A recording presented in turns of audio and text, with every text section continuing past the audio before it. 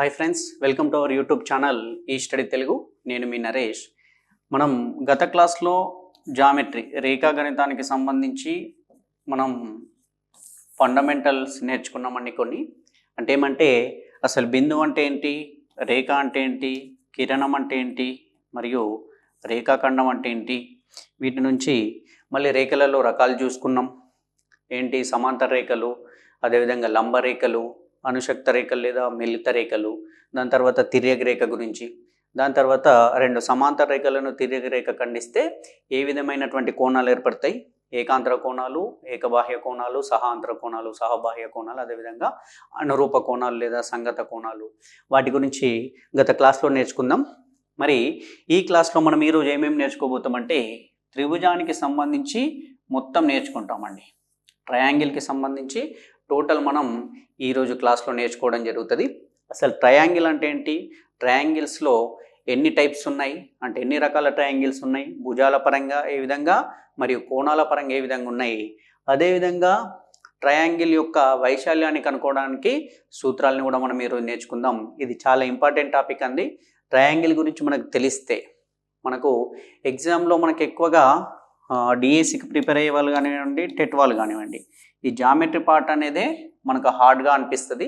కాబట్టి ఈ జామెట్రీని మనం ఈజీగా నేర్చుకుంటే మ్యాథ్స్ వాళ్ళు కానివ్వండి, నాన్ మ్యాథ్స్ వాళ్ళు కానివ్వండి, మీకు అందరు కోరుకునేది ఒకటే, ఫస్ట్ నుండి లాస్ట్ వరకు వీడియోని మొత్తం వినండి.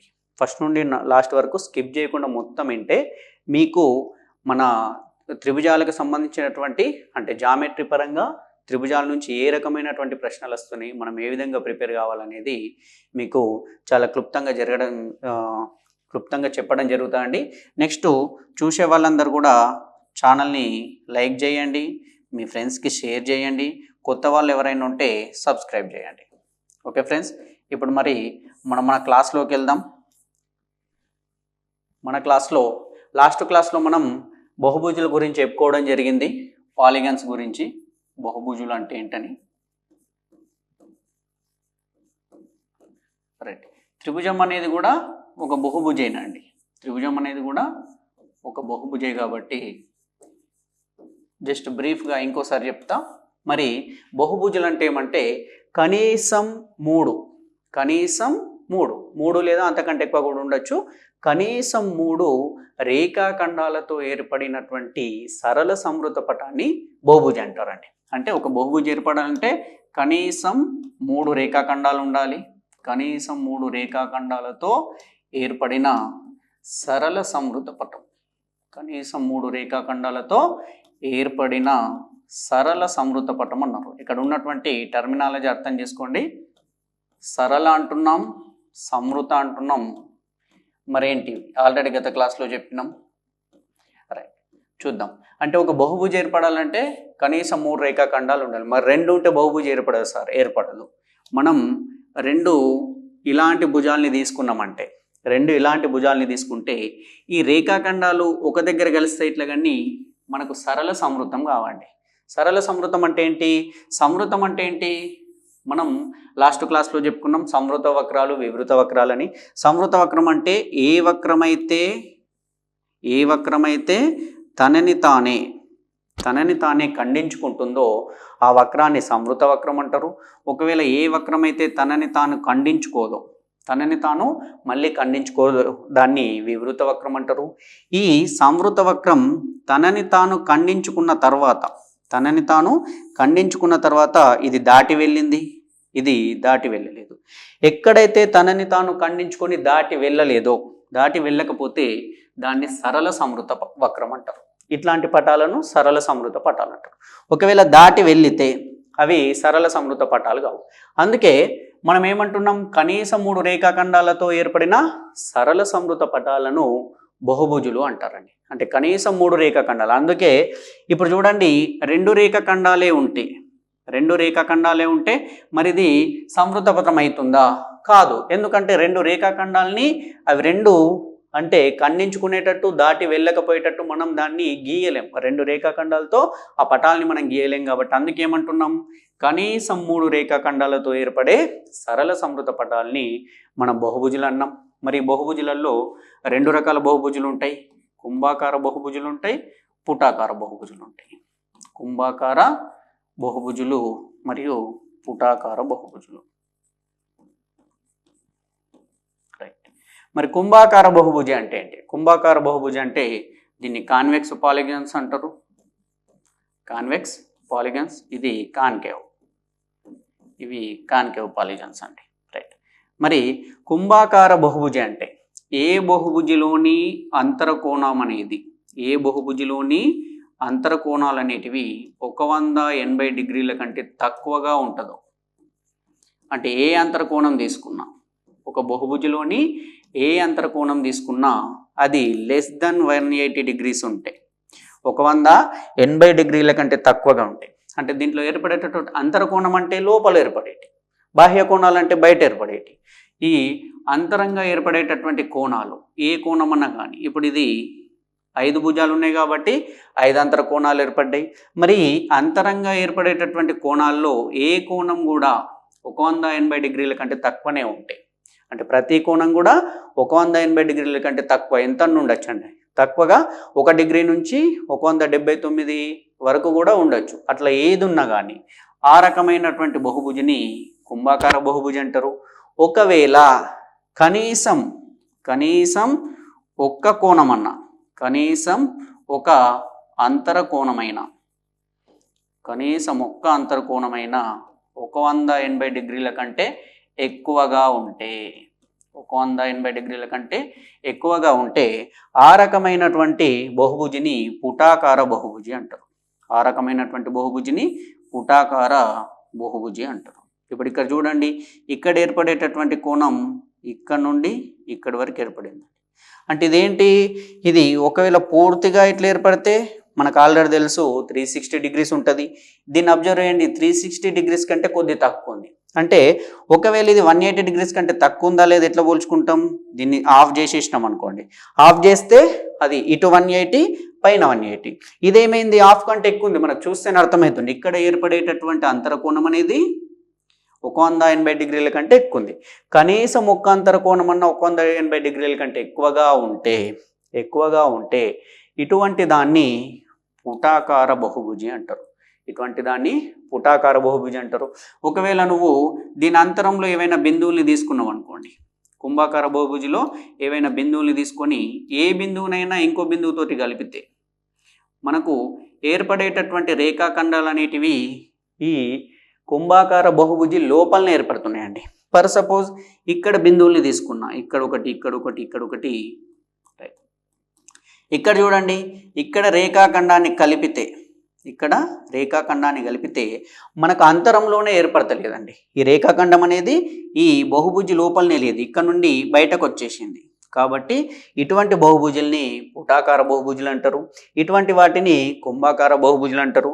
మరి కుంభాకార బహుభుజులలో భుజాల పొడవులు సమానంగా ఉంటే, భుజాల పొడవులు సమానంగా ఉంటాయి. కుంభాకార బహుభుజి అంటే మనం ఆల్రెడీ ఏమనుకున్నాం, ప్రతి కోణం కూడా 180 డిగ్రీల కంటే తక్కువగా ఉండాలి. 180 డిగ్రీల కంటే తక్కువగా ఉంటే అది కుంభాకార బహుభుజి అయింది. మరి కుంభాకార బహుభుజులలో భుజాల పొడవులు సమానంగా ఉంటే అటువంటి బహుభుజులను క్రమ బహుభుజులు అంటారు. ఆల్రెడీ లాస్ట్ క్లాస్లో చెప్పుకున్నాం, వాటిని క్రమ బహుభుజులు అంటారు. రైట్. మనకు ఇది ఇంపార్టెంట్ అండి. క్రమ బహుభుజులు అంటే ఏవైనా బహుభుజుల్లోని భుజాల పొడవులు సమానంగా ఉంటాయి. భుజాల పొడవులు సమానంగా ఉంటే ఆటోమేటిక్ వాటి యొక్క కోణాల కొలతలు కూడా సమానమైపోతాయి. అందుకే మనం ఈ క్రమ బహుభుజుల గురించి చెప్పుకునేటప్పుడు క్రమ షడ్భుజి అని, మరి అదే త్రిభుజానికి వస్తే త్రిభుజంలో 3 భుజాలు ఉంటాయి కదా, ఈ 3 భుజాలు సమానంగా ఉంటే దీన్ని సమబాహు త్రిభుజం అని. సమబాహు త్రిభుజం ఉన్నప్పుడు ప్రతి కోణం కూడా ఆటోమేటిక్గా 60 డిగ్రీలు అయిపోతుందండి. ప్రతి కోణం కూడా 60 డిగ్రీలు అయిపోతుంది. అంటే ఈ సమబాహు త్రిభుజం అనేది ఒక క్రమ బహుభుజి. అదే మనం సమద్విబాహు కానీ విషంబాహు త్రిభుజాలు తీసుకున్నప్పుడు అవి క్రమ బహుభుజులు కావు. ఎందుకు కావు? అప్పుడు భుజాల కొలతలు అనేటివి వేరువేరుగా ఉన్నాయి. మనకు భుజాల కొలతలు సమానంగా ఉన్నప్పుడు మాత్రమే క్రమ బహుభుజులు అంటాం. అంటే దీన్ని బట్టి మనకి ఏమర్థమవుతుంది, త్రిభుజం అనేది కూడా ఒక బహుభుజే. అది సమబాహు త్రిభుజం అయితేనేమో క్రమ బహుభుజి అవుతుంది. సమద్విబాహు కానీ విషంబాహు త్రిభుజాలు అయినప్పుడు మామూలుగా బహుభుజి అవుతుంది. ఫస్ట్ మనకు బహుభుజి అంటే తెలిసింది, కనీసం 3 రేఖాఖండాలతో ఏర్పడిన సరళ సమృద్ధ పటాన్ని బహుభుజి అంటారు. కనీసం 3 అంటున్నాం, కంపల్సరీ 3 కాదు దాని అర్థం. అంటే 3 కంటే ఎక్కువ ఎన్ని ఉండొచ్చు, 4, 5, 6, 7, 8 ఎన్నిటితోనన్నా మనకు బహుభుజులు ఏర్పడచ్చు. కనీసం 3 ఉండాలి. 3 కంటే తక్కువ ఉన్నప్పుడు బహుభుజులు అనేటివి మనకి ఏర్పడవు. ఆల్రెడీ ఇక్కడ చూసినాం. దీని తర్వాత సరళ సమృద్ధంగా ఉంటేనే బహుభుజులు అంటాం. బహుభుజులలో 2 రకాలు ఉన్నాయి, కుంభాకార బహుభుజి మరియు పుటాకార బహుభుజి. కుంభాకార బహుభుజి అంటేనేమో ప్రతి కోణం కూడా 180 డిగ్రీల కంటే తక్కువగా ఉంటాయి. అదే పుటాకార అంటే కనీసం ఒక్క అంతర కోణం అన్న 180 డిగ్రీల కంటే ఎక్కువ ఉంటాయి. ఇప్పుడు క్రమ బహుభుజుల గురించి చెప్పుకున్నాం, అంటే కుంభాకార బహుభుజుల గురించి చెప్పుకున్నాం. అది చెప్పుకున్నప్పుడు క్రమ బహుభుజిలోని అంతర కోణాల మొత్తం అంతరంగ కోణాలు ఏర్పడతాయి కదా, వాటి మొత్తం ఆల్రెడీ మొన్న చెప్పుకున్నాం. ఈ అంతర కోణాల మొత్తం అనేది n-2 × 180 డిగ్రీస్ అవుతుందని మొన్న ఆల్రెడీ చెప్పుకున్నాం. దీన్నే ఈ n-2 × 180 డిగ్రీస్నే మనం 2n-4 × 90 డిగ్రీస్ అని కూడా రాసుకోవచ్చు అండి. 2n-4 × 90 డిగ్రీస్ అంటే క్రమ బహుభుజిలోని లేదా కుంభాకార బహుభుజులలో క్రమ బహుభుజి ఒక రకాలు కాబట్టి క్రమ బహుభుజిలోని అంతర కోణాల మొత్తం n-2 × 180 డిగ్రీస్ లేదా 2n-4 × 90 డిగ్రీస్. ఇవి రెండు సేమేనండి, ఇవి రెండు కూడా ఈక్వల్. మరి ఇక్కడ n అంటే ఏంటి? n అంటే భుజాల సంఖ్య. n అంటే భుజాల సంఖ్య. మనకి ఎగ్జామ్లో ఇస్తాడు, ఏమని ఇస్తాడు? 6 భుజాలు కలిగిన ఒక క్రమ బహుభుజిలోని అంతర కోణాల మొత్తం ఎంత అని అడుగుతాడు. 6 భుజాలు ఉంటే దాన్ని క్రమ షడ్భుజి అంటారు. 5 భుజాలు ఉంటే క్రమ పంచభుజి అంటారు. 4 భుజాలు ఉంటే క్రమ చతుర్భుజం అన్నాం. 7 భుజాలు ఉంటే సప్తభుజి, 8 ఉంటే అష్టభుజి, నవభుజి ఇట్లా అంటాం. మనకు ఇక్కడ 6 భుజాలు కలిగిన క్రమ బహుభుజి యొక్క అంతర కోణాల మొత్తం ఎంత అంటే అప్పుడు ఈ రెండిట్లో ఏదన్నా తీసుకోవచ్చు. అప్పుడు n విలువ మనకు ఆరైంది. ఫర్ ఎగ్జాంపుల్ క్రమ షడ్భుజిలోని అంతర కోణాల మొత్తం చూస్తున్నాం. అప్పుడు 6 - 2 × 180 డిగ్రీలు. అప్పుడు 6 - 2 అంటే 4 × 180 డిగ్రీలు అంటే క్రమ షడ్భుజిలోని అంతర కోణాల మొత్తం 720 డిగ్రీలు. అదే దీంతోనూ కూడా కనుక్కోవచ్చు. 2 × n 2 × 6 12 - 4 × 90 డిగ్రీలు. 12 నుంచి 4 పోతే 8 9 72 కాబట్టి 720 డిగ్రీలు. అంటే మనకి సూత్రం మనం గుర్తుపెట్టుకోవాలండి. ఇది తెలిస్తే మనకి ఇచ్చినటువంటి ప్రాబ్లంని ఈజీగా చేయొచ్చు. క్రమ సప్తభుజ అన్న కానీ ఇక్కడ n విలువ 7 తీసుకుంటాం. క్రమ అష్టభుజ అంటే n విలువ 8 తీసుకుంటాం. ఇట్లా తీసుకొని మనం చేసుకోవచ్చు. ఫర్ ఎగ్జాంపుల్ చూడండి, మనకు బేసిక్గా తెలుసు, ఏమని తెలుసు? త్రిభుజంలోని కోణాల మొత్తం 180 డిగ్రీలు అని తెలుసు. ఇక్కడ త్రిభుజం అంటే n విలువ ఏమవుతుంది? 3 అవుతుంది. 3 - 2 అంటే 1 × 180 డిగ్రీలు. అదే చతుర్భుజంలోని కోణాల మొత్తం మనకు 360 అని తెలుసు. దీంతో లేదా దీంతో కూడా చూసుకుందాం. అప్పుడు చతుర్భుజంలో 4 భుజాలు ఉంటాయి. 2 × 4 8 - 4 4 4 9 36 360 డిగ్రీలు ఏంది? లేదా 4 - 2 అంటే 2 2 × 180 360 డిగ్రీలు ఏంది? ఇదేందండి? క్రమ బహుభుజిలోని అంతర కోణాలు. క్రమ బహుభుజి ఇట్లా క్రమ పంచభుజి కానీ క్రమ షడ్భుజి ఉందనుకుంటే దీనిలో అంతరంగా ఏర్పడేటటువంటి ఈ మొత్తం కోణాలు, అంతరంగా ఏర్పడే కోణాల యొక్క మొత్తాన్ని కనుక్కోవడానికి సూత్రం n-2 × 180 డిగ్రీస్ లేదా 2n-4 × 90 డిగ్రీస్. మరి వీటికి బాహ్యంగా కూడా కోణాలు ఏర్పడతాయి కదా. ఇప్పుడు దీన్ని పొడిగించినాం అనుకోండి, పొడిగించినప్పుడు బయట కూడా కోణాలు ఏర్పడతాయి కదా. బయట ఏర్పడేటటువంటి కోణాలు, మరి ఇప్పుడు లోపల ఏర్పడేటటువంటి కోణాల గురించి చూసినాం. ఇప్పుడు బయట ఏర్పడేటటువంటి కోణాలు చూద్దాం.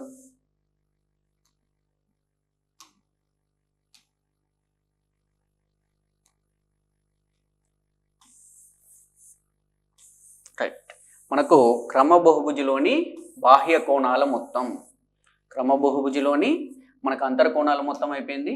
ఇప్పుడు బాహ్య కోణాల మొత్తం అండి. బాహ్య కోణాల మొత్తం. మనం ఒకటే గుర్తుపెట్టుకోవాలండి, బాహ్య కోణాల మొత్తం ఎప్పుడు కూడా 360 డిగ్రీలు అవుతుంది. దీన్ని మనం 2 సరళ కోణాలను రాసుకోవచ్చు, లేదా 4 లంబ కోణాలని కూడా రాసుకోవచ్చు.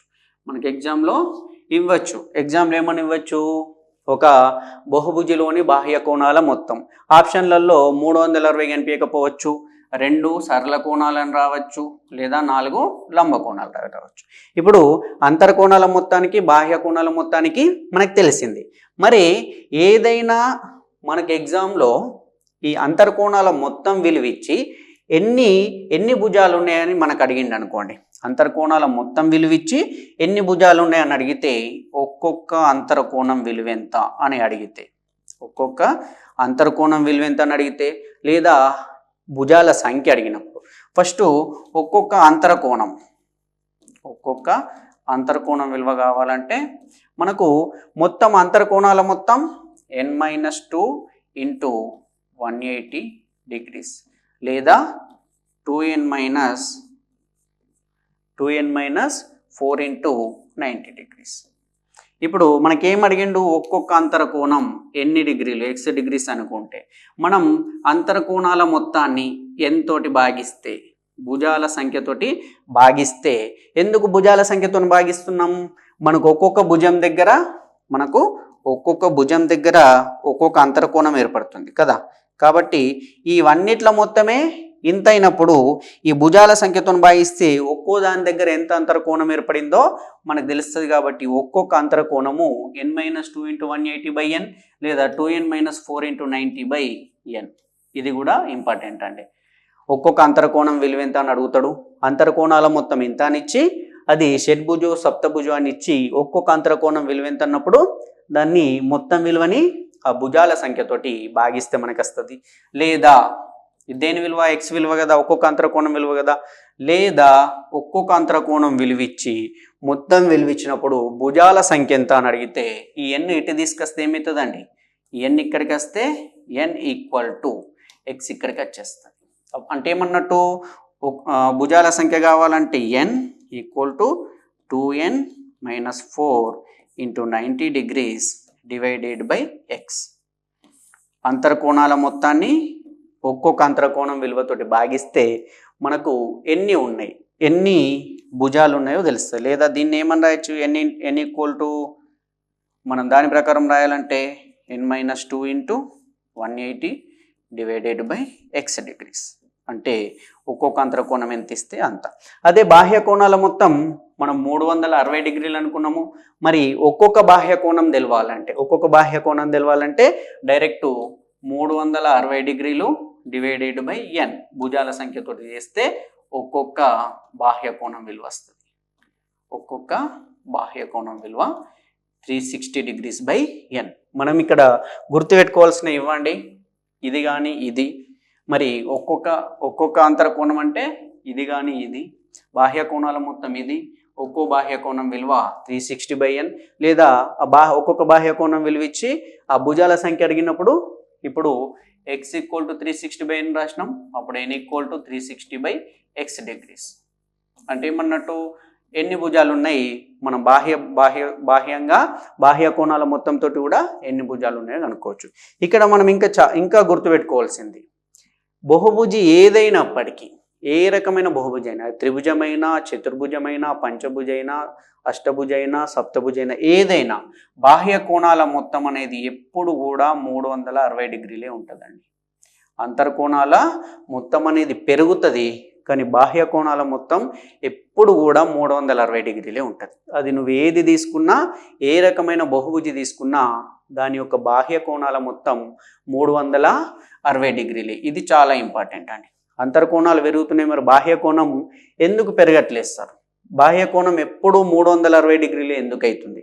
ఎప్పుడు 360 డిగ్రీలు ఎందుకు అవుతుందంటే ఒకసారి చూడండి. ఫర్ సపోజ్ ఒక చతుర్భుజాన్ని తీసుకుంటున్నా, రైట్. దీని అంతర్కోణాలు ఇక్కడ గీసినాం. చతుర్భుజం తీసుకున్నాం. అట్లనే త్రిభుజాన్ని తీసుకున్నా, అట్లనే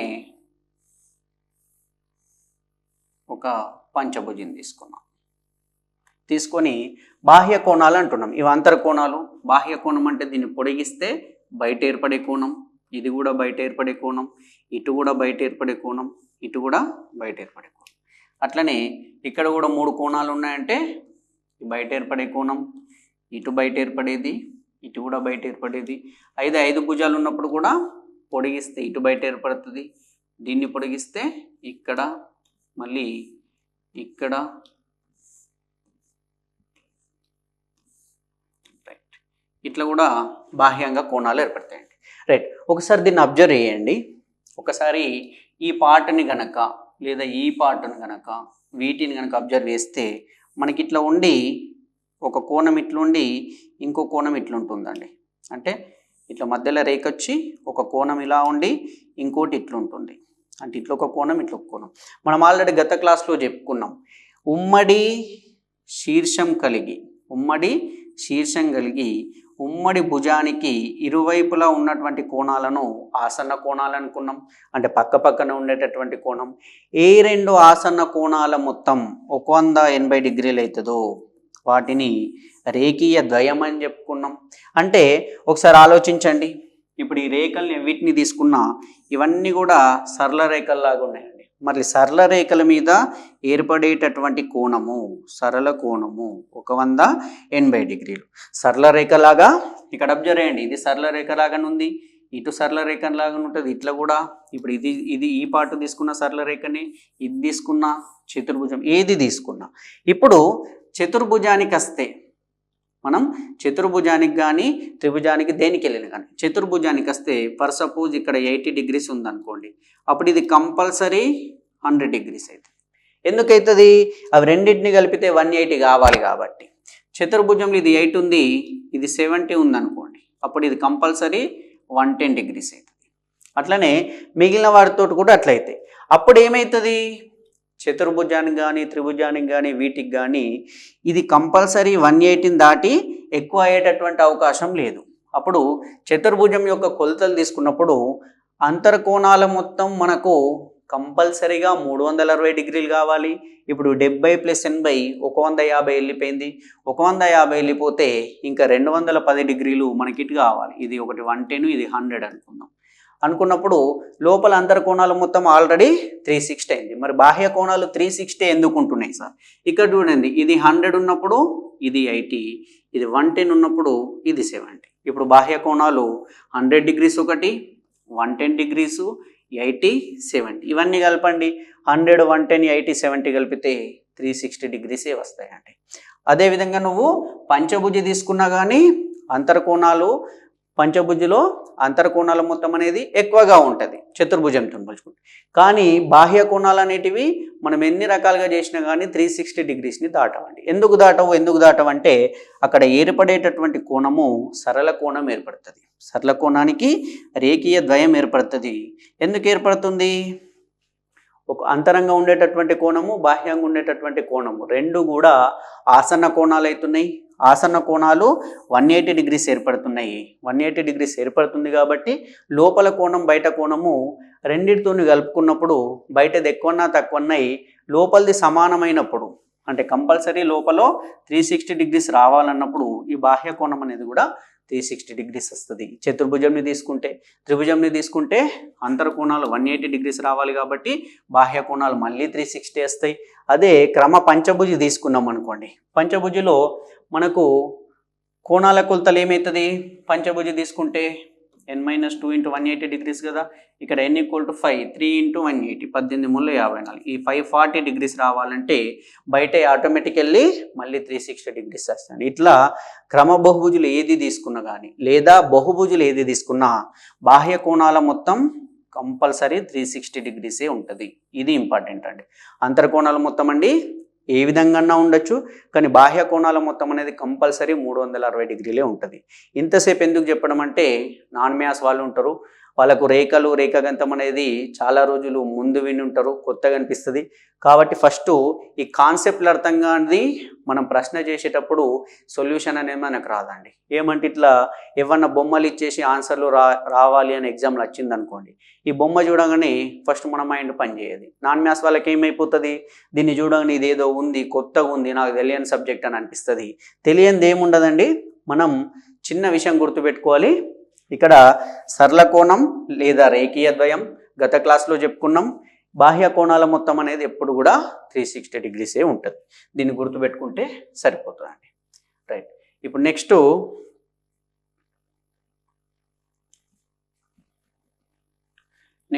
త్రిభుజానికి వచ్చేద్దామండి. నెక్స్ట్ త్రిభుజం.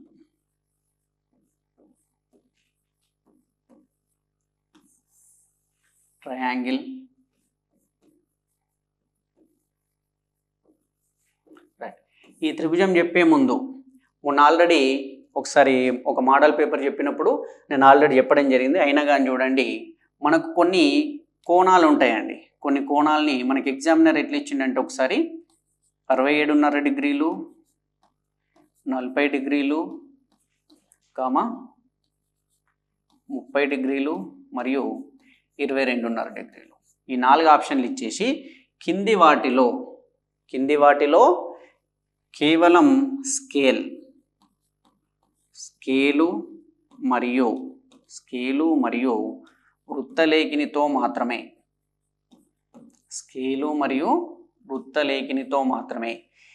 ఏర్పరచగలిగే కోణం కానిదేది అని అడిగిండండి. స్కేలు మరియు వృత్తలేఖినితో మాత్రమే ఏర్పరచగలిగే కోణం కానిదేది అని అడిగిండు. స్కేలు, వృత్తలేఖిని అంటే మనకి ఇట్లా తెలుసండి. ఇటు సైడు పెన్సిల్ని పెట్టేస్తాం, ఇటు పైన ఉంటుంది, దీన్ని ఇట్లా తిప్పుతూ రాస్తాం. అంటే ఏమన్నట్టు ఈ ప్రశ్న, ఈ కోణాలు రావాలంటే మనం ఫస్ట్ కోణమాన్యంతో గీయచ్చు.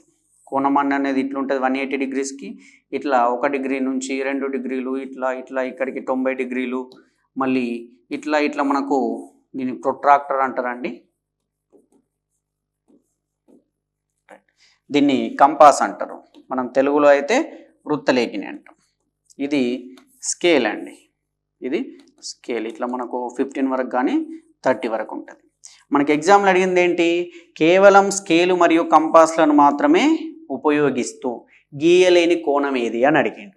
అంటే ప్రొట్రాక్టర్ని వాడకుండా, కోణమానిని లేకుండా ఈ కోణాలని గీయచ్చు అన్నట్టు దాని అర్థం. మరి కోణమానిని లేకుండా ఏ రకాలైనటువంటి కోణాలని గీయచ్చు అంటే వీటిని స్టాండర్డ్ యాంగిల్స్ అంటారండి. మరి వీటిని గీయచ్చు అంటే చూడండి, సింపుల్గా గుర్తుపెట్టుకోండి. 15, 30, 45, 60, 75, 90 ఇట్లా. అంటే 15 యొక్క గుణిజాలు అనుకోండి. మరి వీటి మధ్యలో వచ్చేది 22.5, 37.5 అంటే 7.5 యొక్క గుణిజాలు. మీకు డైరెక్ట్ 7.5 యొక్క గుణిజాలు అని చెప్తే అర్థం కాదు. అందుకే 15, 30కి మధ్యలో వచ్చేది.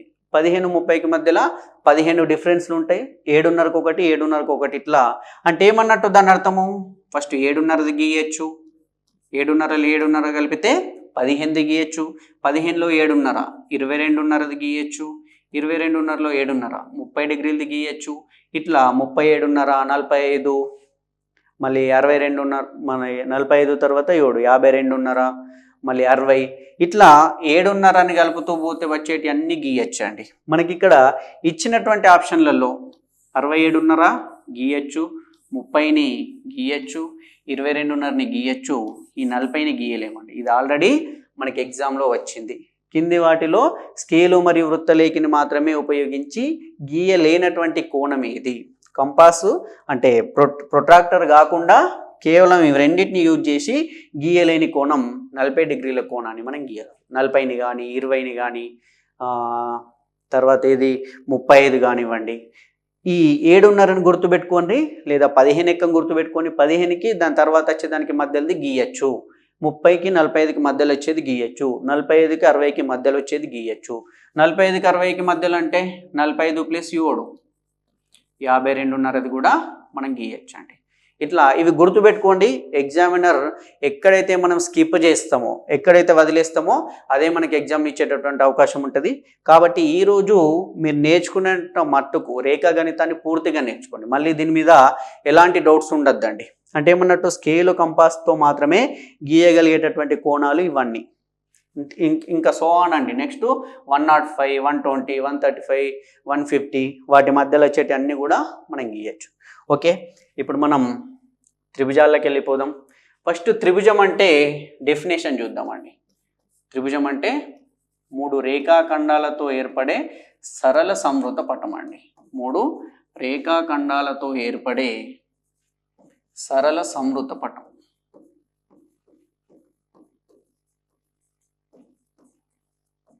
ఆల్రెడీ ఇంతకుముందే డెఫినేషన్లో వచ్చింది. 3 రేఖాఖండాలు ఉండాలి. 1, 2, 3 ఉన్నాయి. వీటిని ఒక దగ్గర కలపాలి, సరళ సంవృతం కావాలి. అంటే ఇవన్నీ ఏమన్నట్టు ఒకదానికొకటి కలిసిపోయి సంవృతం కావాలి. అంటే ఖాళీ ప్లేస్ ఏది ఉండద్దు అన్నట్టు. సంవృతం అంటే వివృతం అంటే ఖాళీ ప్లేస్ ఉంటుంది. ఖండించుకున్న తర్వాత బయటకు వెళ్ళిపోతే ఓన్లీ సంవృతం అవుతుంది. సరళ సంవృతం అయితే అంటే ఖండించుకున్న తర్వాత, అంటే ఇక్కడ స్టార్ట్ అయింది తిరిగి ఇక్కడికి వచ్చింది, బయటకు వెళ్ళిపోతలేదు, సరళ సంవృత పటమైంది. మరి త్రిభుజం అంటే మనకు తెలిసింది. త్రిభుజంలో ఏమేమి ఉంటాయి? త్రిభుజంలో ఏమేమి ఉంటాయి అంటే ఫస్ట్ శీర్షాలు ఉంటాయండి. శీర్షాలు ఉంటాయి, భుజాలు ఉంటాయి, మళ్ళీ కోణాలు ఉంటాయి.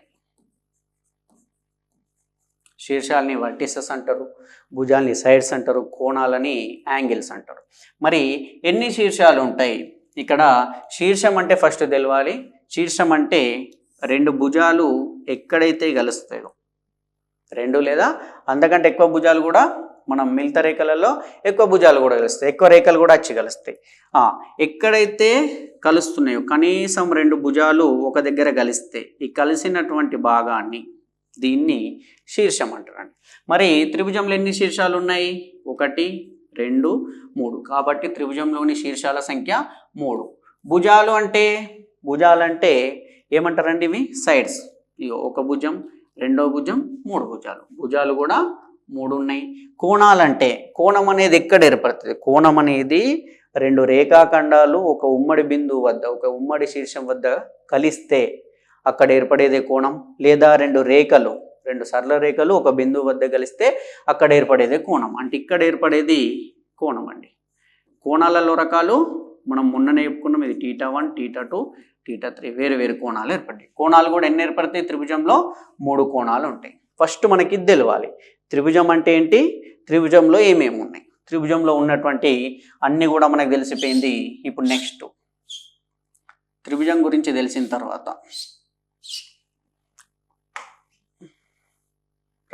నెక్స్ట్ ఏమంటే త్రిభుజం యొక్క ధర్మాలు. త్రిభుజం యొక్క ధర్మాలు. రైట్, నేను ఇక్కడ ఒక త్రిభుజాన్ని గీస్తున్నా, మంచిగా గుర్తుపెట్టుకోండి. త్రిభుజం ఏబీసీని గీసి వీటి యొక్క భుజాల పొడవులు రాస్తున్నా అండి. నేను భుజాల యొక్క పొడవులు రాస్తున్నా.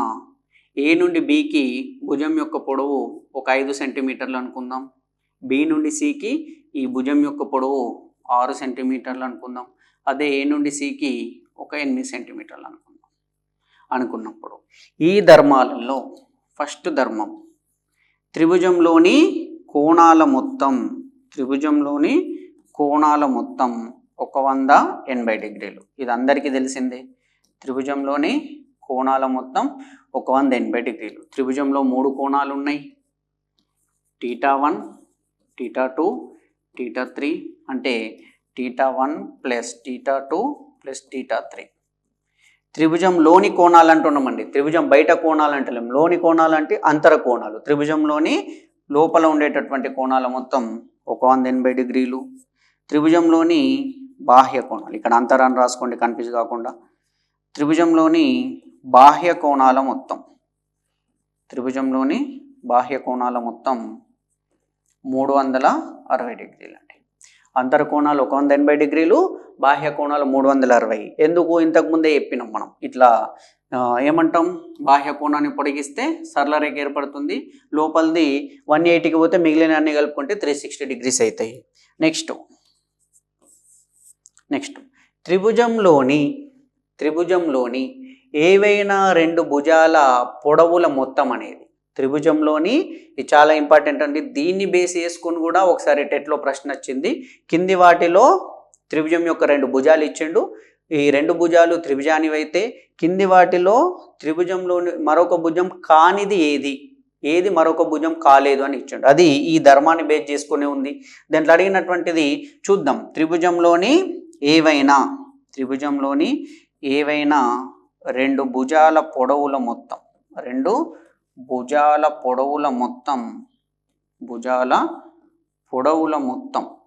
అంటున్నామండి. ఆ భుజాల పొడవుల్ని కలిపితే త్రిభుజంలోని ఏవైనా రెండు భుజాల పొడవుల మొత్తం మూడవ భుజం కంటే ఎక్కువ. ఇది చాలా సింపుల్గానే అనిపిస్తుంది, కానీ ఎగ్జామ్లో వచ్చింది. అంటే దాని అర్థం ఏమి? ఏ రెండు భుజాల పొడవుల మొత్తం తీసుకున్నాం. ఫర్ సపోజ్ ఈ రెండు భుజాల పొడవులు తీసుకుందాం.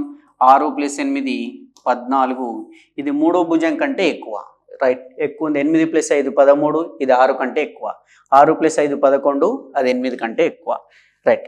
నెక్స్ట్ దీనికి కాస్త ఆపోజిట్గా ఏవైనా రెండు భుజాల పొడవుల భేదం అనేది, అంటే ఒక భుజం నుంచి ఇంకో భుజం పొడవును తీసేస్తే భేదం అనేది మూడో భుజం కంటే తక్కువ. అంటే భేదం అంటే ఏంది? 8 6 భుజాలు తీసుకుంటే 8 నుంచి 6 పోతే 2 సెంటీమీటర్లు.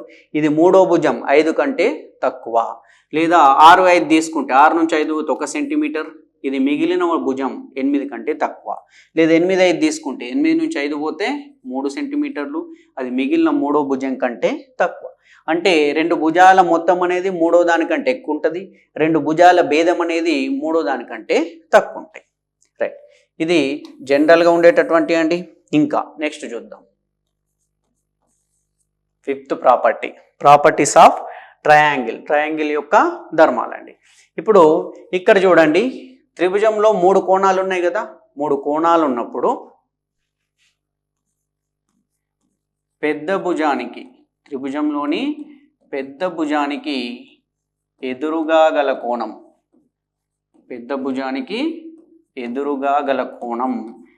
ఆ త్రిభుజం యొక్క పెద్ద కోణం అండి.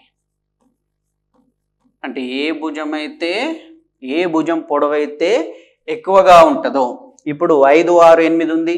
దీంట్లో ఎక్కువగా ఉన్నటువంటి భుజం పొడవు 8 కాబట్టి దీనికి ఎదురుగా ఉన్నటువంటి కోణమే ఈ త్రిభుజం యొక్క పెద్ద కోణం అండి. కంపల్సరీ దీనికి ఎదురుగా ఉన్నదే పెద్ద కోణం ఏర్పడుతుంది. అంటే θ1 θ2 θ3లలో θ1 అనేదే పెద్ద కోణం. నెక్స్ట్ సేమ్ దీనిలాగానే త్రిభుజంలో చిన్న భుజానికి ఎదురుగా ఉన్నటువంటి కోణం చిన్న కోణం.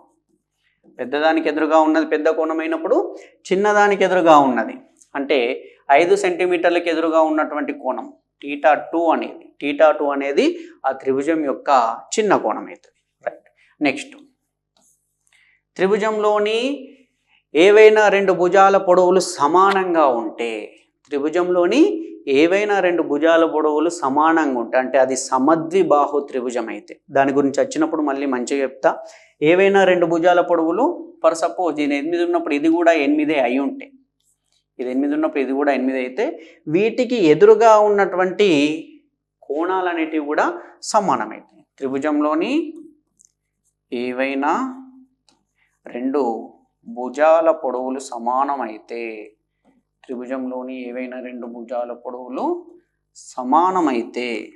వాటి ఎదురుగా ఉన్నటువంటి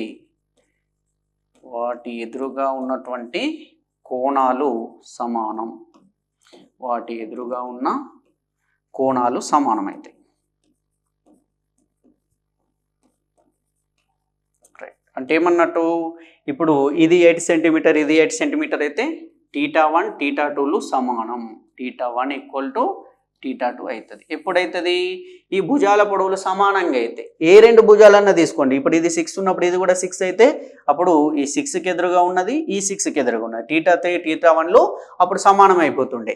ఏవైనా రెండు భుజాల పొడవులు సమానంగా ఉంటే వాటి ఎదురుగా ఉన్నటువంటి కోణాలు సమానము. ఇట్లా భుజాల పొడవులు రెండింటి సమానం ఉంటే దాన్ని సమద్విబాహు త్రిభుజం అంటారు. లేదా 3 భుజాల పొడవులు కూడా సమానమైతే ఆ 3 కోణాలు సమానమవుతుంది, దాన్ని సమబాహు త్రిభుజం అంటారండి. స్కాలెన్ ట్రయాంగిల్, ఇది ఐసోసెల్స్ ట్రయాంగిల్. నెక్స్ట్ ఇవన్నీ ఇంపార్టెంట్ అండి. ఈ ప్రాపర్టీస్ మీద ఆధారం చేసుకునే మనకి ఎగ్జామ్లు వస్తుంది. లేదా ఈ ప్రాపర్టీస్నే 4 ఆప్షన్ల లెక్కిచ్చి కింది వాటిలో ఏవి సరైనవి లేదా ఏది సరికాదు, లేదా 4 ఆప్షన్లలో 1, 2 సరైనవి, 1, 3, 4 సరైనవి, ఇట్లాంటిది కూడా మనకి ఎగ్జామ్లో రావచ్చు. నెక్స్ట్ త్రిభుజంలోని ఒక భుజాన్ని పొడిగిస్తే ఏర్పడేటటువంటి బాహ్య కోణం అనేది దాని యొక్క అంతరాభిముఖ కోణాల మొత్తానికి సమానము. బాహ్య కోణం అనేది అంతరాభిముఖ కోణాల మొత్తానికి సమానం. రైట్, మనకు అర్థమైతలేదు కదా సార్, ఇదేం సార్ కొత్తగా ఉంది అనిపిస్తుంది కదా. అంతరాభిముఖ కోణాల మొత్తానికి సమానం. రైట్, దీని గురించి చూద్దాం, సింపుల్గా చూద్దామండి. రైట్, ఇక్కడ వరకు అయింది కదా మనకు. ఒకసారి మళ్ళీ ఒక ట్రయాంగిల్ గీస్తా, మీకు ఈజీగా అర్థమవుతుంది. Right, okay. ఇక్కడ ఏమన్నాం, త్రిభుజంలోని బాహ్య కోణం. త్రిభుజంలోని ఒక భుజాన్ని పొడిగిస్తే, ఇది ఫస్ట్ త్రిభుజం ఇట్లా ఉండేయండి. ఈ భుజాన్ని నేను పొడిగించిన, ఇక్కడ వరకు పొడిగించిన. ఇప్పుడు ఇది త్రిభుజం లోపల అంతర్కోణం ఏర్పడింది. ఇక్కడ త్రిభుజం బయట ఒక కోణం ఏర్పడింది. ఇది అంతర్కోణం అండి, ఇది బాహ్య కోణం. రైట్, ఇప్పుడు ఇక్కడ త్రిభుజంలో 3 కోణాలు కదా, ఇది θ1, ఇది θ2, ఇది θ3.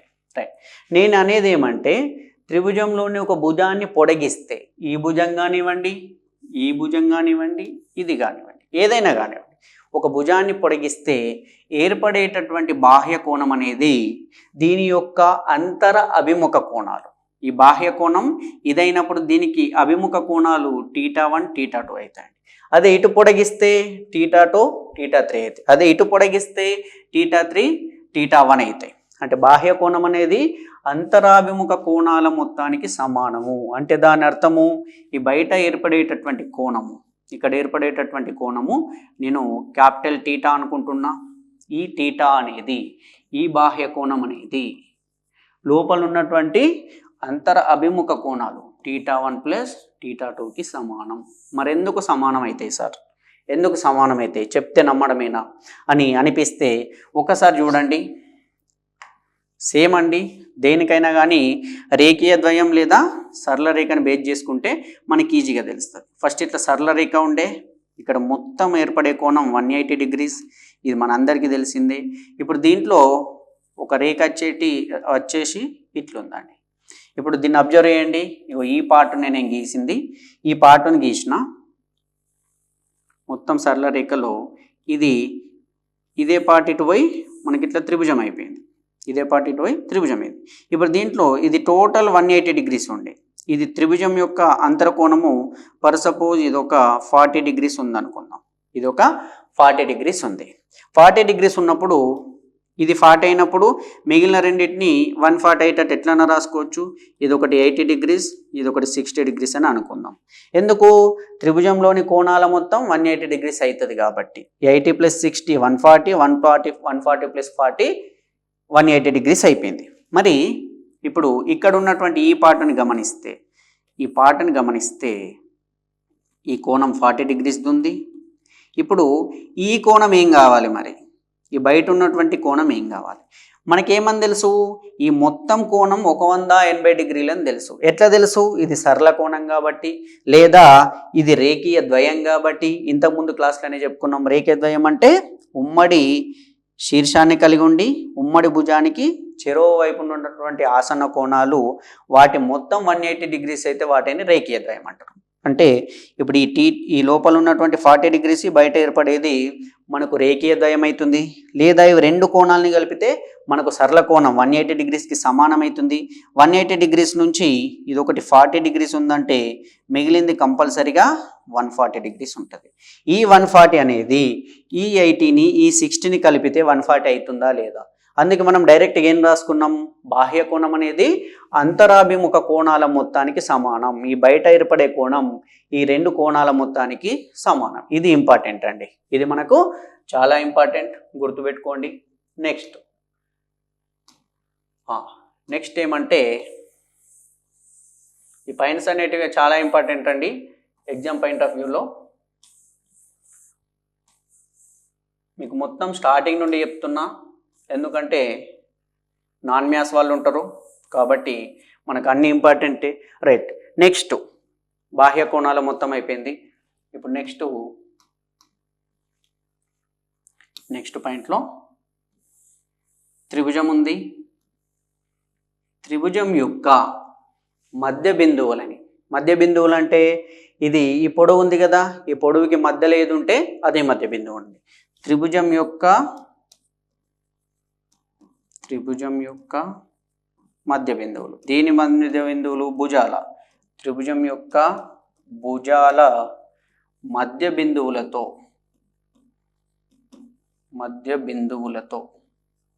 త్రిభుజం యొక్క భుజాల మధ్య బిందువులతో ఏర్పడే త్రిభుజం అంటే ఏమి ఇక్కడ అర్థం చేసుకోండి.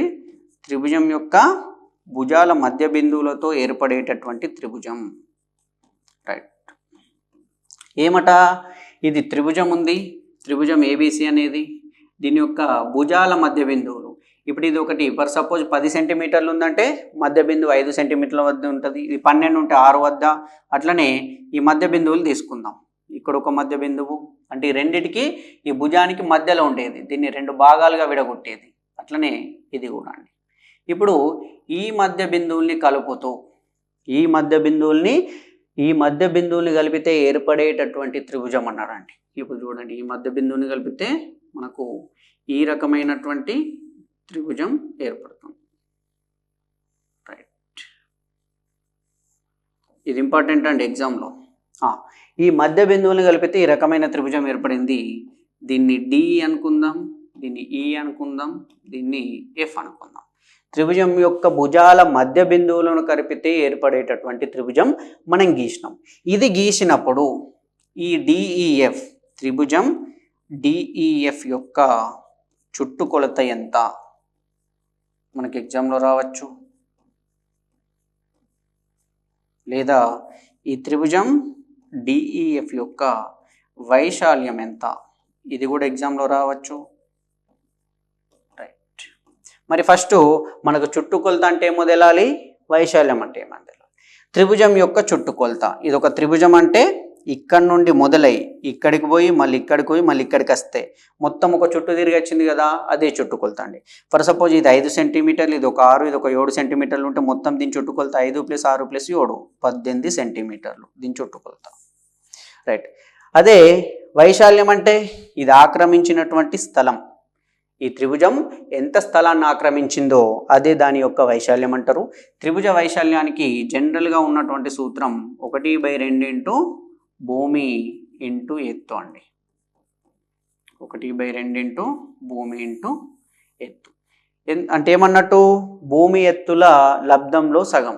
భూమి ఎత్తుల్ని గుణించి దాన్ని సగం చేస్తే అది త్రిభుజ వైశాల్యానికి సమానమవుతుంది. మరి ఇక్కడ భూమి అనేది ఏది, కింద మనకి ఏది ఉందో ఇదే భూమి అండి. కింద మనకు త్రిభుజం యొక్క దేన్ని బేస్ చేసుకొని అయితే కనుక్కుంటామో అదే మనకు భూమి అవుతుంది. దీని యొక్క హైట్ అనేది, త్రిభుజం యొక్క హైట్ని ఇట్లా డిఫైన్ చేయొచ్చు. ఈ హైట్ అనేది మనకు తెలిసినప్పుడు దీని యొక్క వైశాల్యాన్ని మనం కనుక్కుంటాం. దేని పరంగా, ఈ భుజం పరంగా. ఫర్ సపోజ్ ఈ భుజం పరంగా కావాలంటే ఇక్కడ నుండి హైట్ తీసుకుంటాం, అప్పుడు భూమి అనేది 6 అవుతుంది. దీని పరంగా భూమి 7 అవుతుంది. దీని నుంచి హైట్ ఇట్లా తీసుకుంటాం, అట్లా తీసుకొని కూడా మనం చేయొచ్చు. అయితే ఇప్పుడు మనకు అడిగింది ఏంటి, ఈ భుజాల మధ్య బిందువులతో త్రిభుజం అనేది ఏర్పడింది. ఏది, DEF అనేటటువంటి త్రిభుజం. ఇక్కడ అబ్జర్వ్ చేయండి, దీన్ని చుట్టుకొలత ఎంత అన్నప్పుడు ఈ ప్రతి బిందువు కూడా ఈ మధ్య బిందువు ఈ మొత్తం భుజాలని సగం సగం చేసినాయి కదా, అందుకే నేనేమంటున్నా డైరెక్టు ఈ డిఈఎఫ్ యొక్క చుట్టుకొలత త్రిభుజం ఏబిసి యొక్క చుట్టుకొలతలో సగం ఉంటుంది. అంటే చుట్టుకొలత బై 2 లేదా half into triangle ABC perimeter చుట్టుకొలత. దీని వైశాల్యం ఎంత ఉండాలి మరి? వైశాల్యం అనేది దీని వైశాల్యంలో 1/4వ వంతు ఉంటుందండి. ఈ చుట్టుకొలత అనేది 1/2వ వంతు ఉంది కదా, అది దీని వైశాల్యంలో 1/4 ఇంటూ త్రిభుజం ఏబిసి వైశాల్యం. రైట్, ఇది ఎగ్జామ్లో రావచ్చు. మనకి ఈ రకమైనటువంటి త్రిభుజాన్ని ఇచ్చి దీని వైశాల్యం ఎంత ఉంటుందని అడగచ్చు. లేదా మనం మీరు డైరెక్ట్గా అబ్జర్వ్ చేసినా కానీ ఇది 1 పార్ట్ 2 3 ఈ 4 కూడా సేమ్ పార్ట్స్ లాగా ఉన్నాయండి. ఈ త్రిభుజం మొత్తం 4 పార్ట్లు ఉంటే ఈ డిఈఎఫ్ అనేది 4గిట్లలో 1 కదా, అందుకే 1/4 ఇంటూ ట్రయాంగిల్ ఏబిసి వైశాల్యం. ఈ 3వ భాగం అనేది ఇది 1 1 2 3 4 ఉన్నాయి, దాంట్లో ఈ 1 భాగమే మనకు దీని వైశాల్యం అవుతుంది. కాబట్టి డిఈఎఫ్ వైశాల్యం అనేది 1/4 ఇంటూ ట్రయాంగిల్ ఏబిసి వైశాల్యము, ఇది 1/2 ఇంటూ ట్రయాంగిల్ ఏబిసి చుట్టుకొలత. ఈ దీని చుట్టుకొలతలో సగం ఉంటుంది. దీని వైశాల్యం దాని వైశాల్యంలో 1/4వ వంతు ఉంటుంది. Right, next త్రిభుజాల రకాలండి. త్రిభుజాల రకాలు, టైప్స్ ఆఫ్ ట్రయాంగిల్స్. మరి త్రిభుజాలలో ఏ రకాలు ఉన్నాయి? త్రిభుజాలు అనేటివి భుజాల పరంగా 3 రకాలు. భుజాలను బేస్ చేసుకుంటే భుజాల పరంగా త్రిభుజాలు అనేటివి 3 రకాలండి. కోణాల పరంగా కూడా మళ్ళీ 3 రకాలు ఉంటాయి. ఒకటి సపరేటు కోణం పరంగా కూడా ఉంటుంది. మరి భుజాల పరంగా ఏమేమంటే ఫస్ట్ విషమబాహు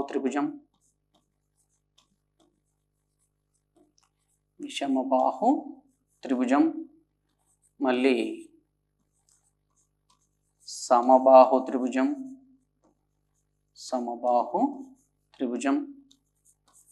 సమద్విబాహు త్రిభుజం.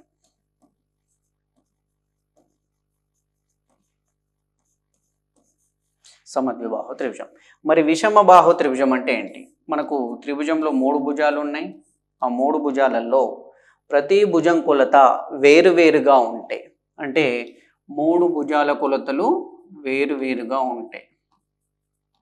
3 భుజాల కొలతలు వేరువేరుగా ఉంటే దాన్ని విషమబాహు త్రిభుజం అంటారండి. అంటే ఏమన్నట్టు, ఫర్ ఎగ్జాంపుల్ ఒక త్రిభుజాన్ని గీస్తే ఇది 4 సెంటీమీటర్లు ఉంది, ఇది 6 సెంటీమీటర్లు ఉంది, ఇది 7 సెంటీమీటర్లు ఉంది అనుకుంటే దీన్ని చూడండి 3 భుజాలు కూడా వేరువేరుగా ఉన్నాయి. 4 6 7 అనేటటువంటిది వేరువేరుగా ఉంది. ఈ విధంగా ఉన్నప్పుడు ఈ త్రిభుజాన్ని విషంబాహు త్రిభుజం అంటారు. అదే త్రిభుజంలోని 3 భుజాలు సమానంగా ఉంటే, అంటే వాటి యొక్క కొలతలు సమానంగా ఉంటే ఆ త్రిభుజాన్ని సమబాహు, ఆల్రెడీ ఇక్కడ మీనింగ్లోనే ఉందండి, సమబాహు. బాహు అంటే భుజం, సమానంగా ఉన్నటువంటి భుజాలని కలిగినటువంటి త్రిభుజము సమబాహు త్రిభుజం. రైట్, అప్పుడు ఇది చూడండి, ఏబిసి త్రిభుజం తీసుకుంటే ఇది 5 సెంటీమీటర్స్, ఇది 5 సెంటీమీటర్స్, ఇది 5 సెంటీమీటర్స్ ఉంటే అప్పుడు దాన్ని సమబాహు త్రిభుజం అంటారు. నెక్స్ట్ ద్విబాహు అండి. ఇక్కడనే మనకు అర్థమవుతుంది, నాన్ మ్యాథ్స్ వాళ్ళు ఉంటే ద్విబాహు, 2 భుజాలే సమానంగా ఉండాలి. అంటే ఏవైనా 2 భుజాలు సమానంగా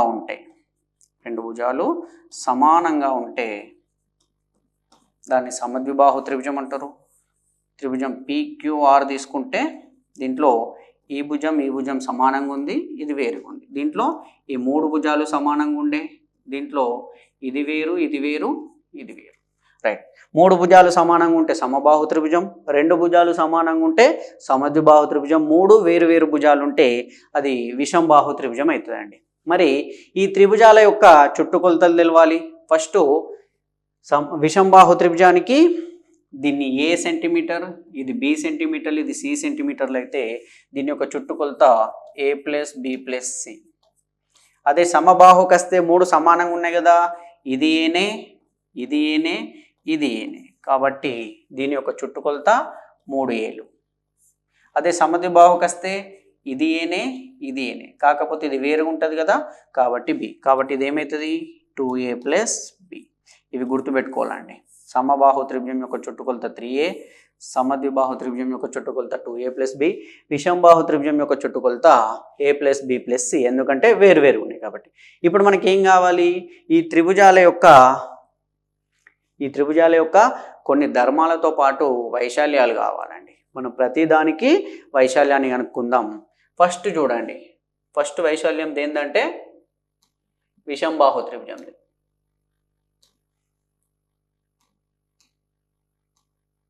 విషంబాహు త్రిభుజం యొక్క వైశాల్యం.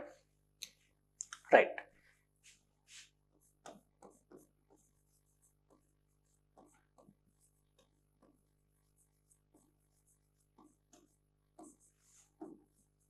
విషంబాహు త్రిభుజం వైశాల్యం. విషంబాహు త్రిభుజం అంటే 3 భుజాల పొడవులు వేరువేరుగా ఉండాలి. 3 భుజాల పొడవులు, దీని పొడవు A, దీనిది B, దీనిది C. త్రిభుజం ABC, శీర్షాలకు పేరు పెడతామండి ABC. త్రిభుజం ABCలో రైట్ ఇట్లా వేరువేరుగా ఉన్నప్పుడు దీని వైశాల్యాన్ని అనుకోవడానికి, వాస్తవానికి మనకు త్రిభుజ వైశాల్యం అనేది 1/2 భూమి × ఎత్తు. మరి ఇక్కడ వేరువేరు ఉంది కదా, అందుకే విషంబాహుది కనుగొనేటప్పుడు మరొక రకమైనటువంటి కొత్తదాన్ని వాడతామండి. ఆ ఫార్ములా ఏమంటే √S × S - A × S - B × S - C. మనకి ఎగ్జామ్లో అడగచ్చు. ఇక్కడ S అంటే ఏంటి మరి?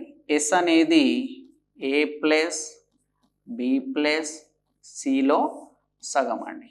A + B + C / 2. మరి A + B + C అంటే A + B + C అనేది చుట్టుకొలత అండి. మనం ఆల్రెడీ ఇంతకుముందే చెప్పుకున్నాం, చుట్టుకొలతలో సగం అనేది S విలువ. ఈ S విలువతోటి √S × S - A × S - B × S - C చేస్తే ఈ విషంబాహు త్రిభుజం యొక్క వైశాల్యాన్ని మనం కనుక్కోవచ్చు. నెక్స్ట్ విషంబాహు త్రిభుజం అయిన తర్వాత సమబాహు త్రిభుజం. సమబాహు త్రిభుజం యొక్క వైశాల్యం. సమబాహు త్రిభుజం యొక్క వైశాల్యం కావాలంటే ఇది చాలా ఇంపార్టెంట్ అండి. సరే, కొద్దిగా పెద్దగా గీస్తా. సమబాహు త్రిభుజం యొక్క వైశాల్యం కావాలంటే డైరెక్ట్ చెప్పొచ్చు, సమబాహు త్రిభుజం యొక్క వైశాల్యం √3/4a² అని. కానీ ఎట్లా అయింది సార్ అనేది ఒకసారి ప్రూఫ్ చూస్తే మీకు అనేది కాన్సెప్ట్ అనేది మన మైండ్లో ఫిక్స్ అయిపోయి ఉంటే ఆన్సర్లు ఈజీగా వస్తాయి. అంటే ప్రశ్న అటు ఇటు ఇచ్చినా కానీ మనం చేయగలుగుతాం. ఇది A, ఇది B, ఇది C. సమబాహు త్రిభుజంలో ప్రతి భుజం కొలత కూడా సమానంగా ఉండాలి. ఇది ఏ సెంటీమీటర్లు, ఇది ఏ సెంటీమీటర్లు, ఇది ఏ సెంటీమీటర్లు అనుకుంటే దీని యొక్క చుట్టుకొలత ఆల్రెడీ 3a అవుతుంది, ఇంతకుముందే చెప్పుకున్నాం.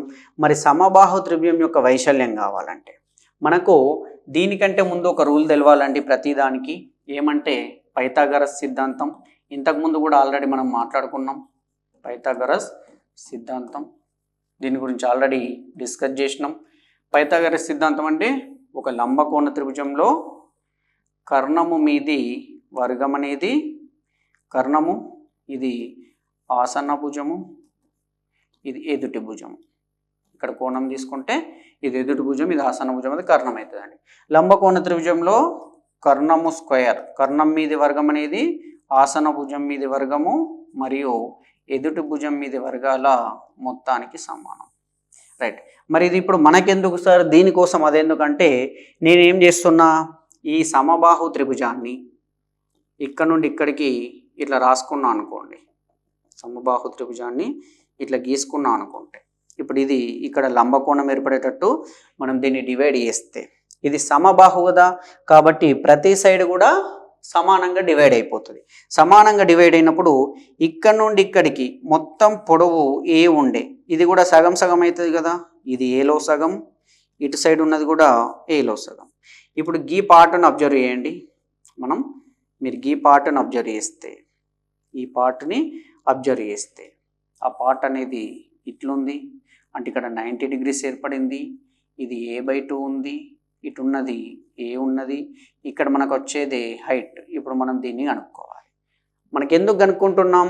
ఎందుకంటే త్రిభుజం యొక్క వైశాల్యం 1/2 భూమి × ఎత్తు కాబట్టి, త్రిభుజ వైశాల్యం 1/2 భూమి × ఎత్తు కాబట్టి దీన్ని కనుక్కోవాలంటే మనకు ఫస్ట్ ఎత్తు తెలవాలి. భూమి అనేది తెలిసింది, ఎత్తు తెలవాలి. కాబట్టి ఇది హైట్, అంటే ఇప్పుడు ఇక్కడ ఏర్పడేది హైట్ అండి. మరి ఇట్లాంటి త్రిభుజాలు రెండు ఉన్నాయి, ఇటు సైడ్ కూడా ఒకటి ఉంది. మరి మనం దీన్ని కనుక్కోవాలనుకుంటే మనకు అది కావాలి, పైథాగరస్ సిద్ధాంతం మనకు కావాలి. ఇప్పుడు ఈ దీంట్లో కర్ణం అనేది ఇది, దేని యొక్క పొడవు అనేది ఎక్కువ ఉంటుందో అదే కర్ణం అవుతుంది, లేదా లంబకోణానికి ఎదురుగా ఉన్నది కర్ణం అవుతుంది. ఇప్పుడు ఇది కర్ణము అంటే మనకు తెలిసిన ఆ ఫార్ములా ప్రకారం ఏంటి, కర్ణము స్క్వేర్ అంటే ఏ స్క్వేర్ ఈక్వల్ టు ఎదుటి భుజము స్క్వేర్ హెచ్ స్క్వేర్ ప్లస్ ఆసన్న భుజము స్క్వేర్ a/2 హోల్ స్క్వేర్. జాగ్రత్తగా ఏంటండి, మనకి మీకు ఫస్ట్ ఈ కాన్సెప్ట్ అర్థమైతే సూత్రాన్ని బట్టి పట్టాల్సిన అవసరం ఉండదండి, ఈజీగా గుర్తుంటుంది. ఇది మొత్తం ఏ ఉండే దీంట్లో సగం a/2 అని రాసుకున్నాం, ఇక్కడ నుండి ఇక్కడికి ఇటు. ఇది a/2, ఇది h, ఇది ఏ ఉందండి, ఇది ఇక్కడ ఏ ఉంది, దీన్ని బట్టే మనం ఇప్పుడు రాస్తున్నాం a/2 h ఏ ఉంది. ఇప్పుడు దీని ప్రకారం రాస్తే a/2 a square equal to H square plus a/2 whole square అయింది. అప్పుడు A square equal to H square plus దీని వర్గం చేస్తే ఏ ఇంటూ ఏ అంటే ఏ స్క్వేర్, 2 స్క్వేర్ అంటే 4 అండి. మనకి హెచ్ కావాలి కదా, కాబట్టి హెచ్ స్క్వేర్ని అలానే ఉంచినాం. ఏ స్క్వేర్ బై 4ని ఇటు తీసుకొస్తే A square minus A square by 4 plus A square by 4 ఇటు వస్తే మైనస్ ఏ స్క్వేర్ బై 4 అయింది. ఇప్పుడు 4 అనేది కామన్ తీయాలి కదా, అప్పుడు హెచ్ స్క్వేర్ ఈక్వల్ టు 4ని కామన్ తీస్తే 4 ఇక్కడ బై 1 ఉన్నట్టు 4, కాబట్టి 4 1 4 అంటే 4 వస్తుంది, 4a square minus A square by 4. Then H square equal to 3a square by 4. H square 3a square by 4 వచ్చింది. అప్పుడు మనం ఏమని రాయొచ్చు, H equal to under the root of H equal to under the root of 3a square by 4. Right, మనకి ఇప్పుడు ఇది అవసరం లేదు, తీసేస్తున్నా. మనకు హెచ్ విలువ వచ్చిందండి under root of 3/4 3a square by 4 అనేది వచ్చింది. రైట్, నెక్స్ట్ దీన్ని అండర్ రూట్లోకి వెళ్ళి తీసేస్తే ఇది 1/4 లెక్క ఉంది. ఈ 4 అనేది బయటకు వచ్చేస్తే హెచ్ ఈక్వల్ టు 1/2 అవుతుంది. ఎందుకు 1/2 ఇంటూ 1/2 1/4 కాబట్టి స్క్వేర్ అనేది బయటకు వచ్చింది. స్క్వేర్లో మిగిలింది √3, ఏ స్క్వేర్ బయటకు వస్తే ఏ అవుతుంది. దీన్ని ఇప్పుడు హెచ్ని √3/2 ఇంటూ ఏ అనేది కూడా రూట్లోకి వెళ్ళి బయటకు వచ్చింది. ఎందుకు ఏ స్క్వేర్ని రూట్ తీసేస్తే ఏ అవుతుంది. కాబట్టి హెచ్ ఈక్వల్ టు √3/a అంటే దీని యొక్క హైట్ అనేది √3/a ఉంటుంది. ఇది ఇంపార్టెంట్, మీకు ఇదంతా ఇంపార్టెంట్ కాదు, ఇప్పటివరకు చెప్పిందంతా ఇంపార్టెంట్ కాదు. కానీ దేనికోసం చెప్పినాం, మనకు ప్రూఫ్ తెలవాలి ఎందుకైంది అనేది. ఇది ఒకసారి గుర్తుపెట్టుకోండి. ఈ √3/2a √3a/2 లేదా √3/2a ఇది హైట్ అయినప్పుడు ఇప్పుడు దీని యొక్క వైశాల్యం, సమబాహు త్రిభుజం యొక్క వైశాల్యం అనేది 1/2 ఇంటూ భూమి ఇంటూ ఎత్తు కదా. రైట్, ఇప్పుడు 1/2 ఇంటూ ఇక్కడ భూమి అనేది ఏది మరి, బేస్ అనేది ఏ అండి. దీని యొక్క హైట్ కనుక్కోవడానికి దీన్ని బై 2 చేసుకున్నాం. ఇప్పుడు దీని యొక్క భూమి ఇక్కడ నుండి ఇక్కడ వరకు అంటే అది ఏ 1/2 ఇంటూ ఏ ఇంటూ √3/2a. ఎందుకు, ఎత్తు హైట్ అనేది √3/2a కాబట్టి అది రాసినాం. ఇప్పుడు ఇది చూడండి 1/2 into 2 1/4 a into √3a square. Direct దీన్ని √3/4 ఉంది కింద a స్క్వేర్ అంటే సమబాహు త్రిభుజ వైశాల్యం, సమబాహు త్రిభుజ వైశాల్యం √3/4a స్క్వేర్. మనకి ఇది ఇంపార్టెంట్, √3/2a దాని హైటు, √3/4a స్క్వేర్ అనేది దాని యొక్క వైశాల్యం, దాని యొక్క ఎత్తు తెలిసింది, దాని వైశాల్యం తెలిసింది. ఇప్పుడు మనకు h ఈక్వల్ టు √3/2a ఉంది కదా. ఏదైనా ఎగ్జామ్లో ఏని హెచ్లలో రాయమంటే, మనకి ఎగ్జామ్లో హైట్ అనేది ఇవ్వకపోతే దాని యొక్క భుజం పొడవు ఇస్తే హైట్ను కనుక్కొనొచ్చు. కానీ దాని యొక్క భుజం పొడవు ఇవ్వకుండా కేవలం హైట్ మాత్రం ఇచ్చినప్పుడు వైశాల్యం అనేది చేంజ్ అవుతుంది. అప్పుడు దీన్ని చూడండి, చుట్టుకొలతకు వస్తాయి. చుట్టుకొలత అంటే ఏమని తెలుసు మనకు, 3a అని తెలుసు. ఇక్కడ ఏ బదులు దీన్ని ఏమని రాయొచ్చు, ఏ ఇలానే ఉంచితే అప్పుడు A ఈక్వల్ టు 2h/√3 అండి. ఇది కూడా ఇంపార్టెంట్. అంటే సమబాహు త్రిభుజం యొక్క భుజం పొడవు అనేది 2h/√3. 2 ఇటు పోయింది, √3 అనేది కిందికి వచ్చింది. ఇది కూడా ఇంపార్టెంట్. మీరు గుర్తుపెట్టుకోవాల్సినవి ఏవైతే రెడ్ పెన్నుతో మార్క్ వేస్తున్నానో ఇవి గుర్తుపెట్టుకోండి. మనకు సమబాహు త్రిభుజం యొక్క భుజం పొడవు అడిగితే, హైట్ ఇచ్చి భుజం పొడవు అడిగితే, అంటే భుజం పొడవు అనేది మనకి ఇయ్యకపోతే, ఇయ్యనప్పుడు ఈ భుజం పొడవు అనేది 2h/√3తో కనుక్కోవచ్చు. అదే మనకు భుజం పొడవు ఇస్తే హైట్ని √3/2 ఏతో కనుక్కోవచ్చు. భుజం పొడవు ఇచ్చినప్పుడు వైశాల్యాన్ని √3/4 a² కనుక్కోవచ్చు. మరి భుజం పొడవు ఇయ్యలేడు, కేవలం హైటే ఇచ్చినప్పుడు వైశాల్యం రాయాలంటే, ఈ వైశాల్యాన్ని రాయాలంటే అప్పుడు ఏమని రాస్తామండి, √3/4. మనకి ఏ విలువ 2h/√3 కదా, కాబట్టి 2h/√3 హోల్ స్క్వేర్. అప్పుడు ఇప్పుడు ఇది ఏమవుతుంది, √3/4 4h²/3. 4 క్యాన్సల్, √3 × √3, కాబట్టి అప్పుడు ఇది h²/√3. ఇది కూడా ఇంపార్టెంట్ అండి. రైట్, అది కూడా ఇంపార్టెంట్. ఇప్పుడు మనకి ఏమేమి తెలిసింది, సమబాహు త్రిభుజం యొక్క వైశాల్యం అనేది √3/4 a² లేదా h²/√3. ఇది భుజం పొడవు ఇచ్చినప్పుడు √3/4 a². ఒకవేళ భుజం ఇయ్యక కేవలం హైట్ మాత్రం ఇచ్చినప్పుడు h²/√3. అవి రెండు విషయాలు గుర్తుపెట్టుకోవాలి. లేదా సమబాహు త్రిభుజం యొక్క భుజం పొడవు అనేది 2h/√3. హైట్ ఇచ్చినప్పుడు భుజం పొడవు అనేది 2h/√3. అదే భుజం పొడవు ఇచ్చినప్పుడు హైట్ అనేది √3/2 a. ఇప్పుడు మళ్ళీ మనకేమి ఈ 4 మనకి ఇంపార్టెంట్. ఆ 4 మనకి ఇంపార్టెంట్. దీని తర్వాత మనకు అడిగేటటువంటి అవకాశం ఏముంటుందంటే, సమబాహు త్రిభుజంలోని వైశాల్యానికి ఎత్తుకి మధ్యలో ఉన్నటువంటి నిష్పత్తి ఎంత అనేది ఎగ్జామ్లో అడగచ్చు. మీరు ఇదంతా ఈ విన్న దాంట్లోకి వెళ్ళి ఈ 4 గుర్తుపెట్టుకోండి. నెక్స్ట్ ఇప్పుడు చెప్పేది గుర్తుపెట్టుకోండి. ఇప్పుడు చెప్పేది ఏమంటే, సమబాహు త్రిభుజం యొక్క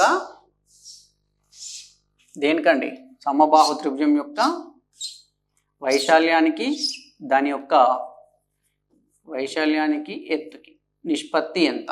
సమబాహు త్రిభుజం యొక్క వైశాల్యానికి ఎత్తుకి, వైశాల్యం అంటే √3/4 a². అది ఎత్తు అంటే √3/2 a. నిష్పత్తి అంటే డివైడెడ్ చేస్తున్నట్టే, కాబట్టి 2 1లో 2 2లో ఈ √3 క్యాన్సల్, a తోటి a² క్యాన్సల్. ఇప్పుడు మిగిలింది ఏంది, a/2:1. 2 నడు తీసుకెళ్తే a/2. ఇది ఇంపార్టెంట్ అండి. సమబాహు త్రిభుజం యొక్క వైశాల్యానికి ఎత్తుకున్నటువంటి నిష్పత్తి ఎంత ఎగ్జామ్లో వస్తుంది, ఎగ్జామ్లో వచ్చేట అవకాశం ఎక్కువగా ఉంది. ఈ నిష్పత్తి ఏ నిష్పత్తి 2. సమబాహు త్రిభుజం యొక్క వైశాల్యానికి ఎత్తుకున్నటువంటి నిష్పత్తి a/2. లేదా ఎగ్జామినర్ ఏం చేస్తాడు, దీన్ని రివర్స్లో అడుగుతాడు. సమబాహు త్రిభుజం యొక్క ఎత్తుకి వైశాల్యానికి ఉన్నటువంటి నిష్పత్తి, మనం కూడా దీన్ని రివర్స్లో 2:a అని గుర్తుపెట్టుకోవాలి. ఎగ్జామ్లో వచ్చేటటువంటి అవకాశం ఉంటుంది. అంటే సమబాహు త్రిభుజానికి సంబంధించి మనకి 6 ఇంపార్టెంట్. దీని యొక్క హైట్ కనుక్కోవడానికి, దీని యొక్క భుజం పొడవు కనుక్కోవడానికి, దీని యొక్క వైశాల్యాన్ని 2 రూపాలలో కనుక్కోవడానికి, వైశాల్యానికి ఎత్తుకు నిష్పత్తి a/2, అదే ఎత్తుకి వైశాల్యానికి నిష్పత్తి 2:a.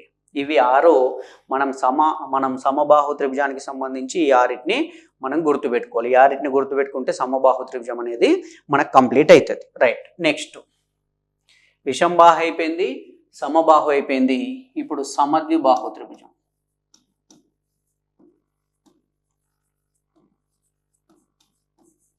సమద్విబాహు త్రిభుజం ఇదంతా డీటెయిల్గా ఎందుకు చెప్తున్నా అంటే, రేఖాగణితాన్ని ఒకసారి నేర్చుకున్న తర్వాత మళ్ళీ ఇది ఎట్లా ఎందుకు అయింది అనేటటువంటి డౌట్ మీకు రావద్దండి.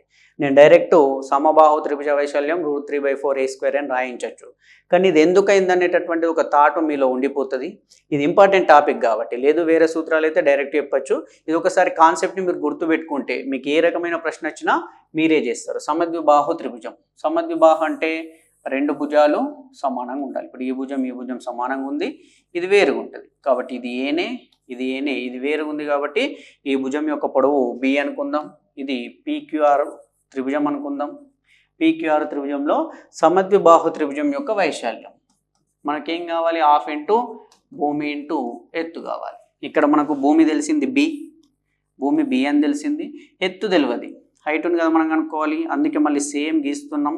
పైథాగరస్ సిద్ధాంతం ప్రకారం లంబకోణాన్ని గీస్తే ఇది బిని 2 భాగాలుగా విభజిస్తుంది అనుకుందాం.